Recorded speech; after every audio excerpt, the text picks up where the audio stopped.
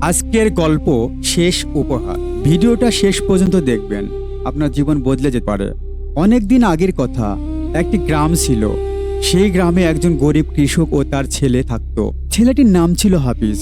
হাফিজের বাবা ছিলেন একজন দিনমজুরি। সারাদিন কষ্ট করে কাজ করতেন, কিন্তু সংসারের অভাব কখনোই শেষ হতো না। হাফিজ একদিন স্কুলে যায়। সেই দিন স্কুলে সবাই নতুন ব্যাগ নিয়ে এসেছিল।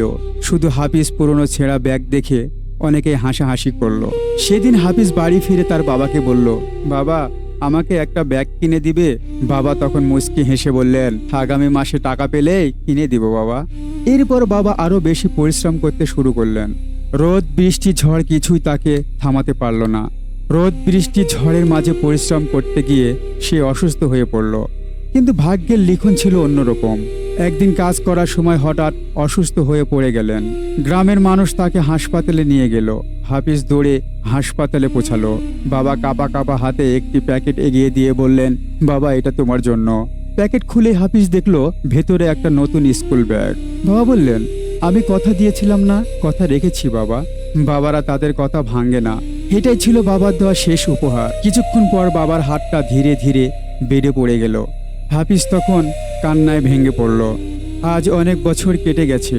হাফিজ এখন একজন সফল মানুষ। তবুও সে পুরনো স্কুল ব্যাগটি সে যত্ন করে রেখে দিয়েছে।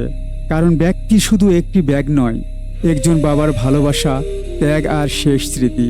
তো বন্ধুরা, এই গল্প থেকে আমরা কি শিখলাম? জীবনের সবচেয়ে দামি উপহার টাকা দিয়ে কেনা যায় না। কিছু উপহার ভালোবাসা দিয়েই তৈরি হয়। যদি ভিডিওটা ভালো লাগে, ছোট্ট একটা রিকোয়েস্ট, চ্যানেলটি সাবস্ক্রাইব করে লাইক, শেয়ার, কমেন্ট করতে ভুলবেন না।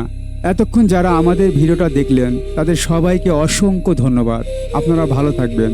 Thank you so much. দেখা হবে পরবর্তী কোনো ভিডিওতে। আল্লাহ হাফেজ।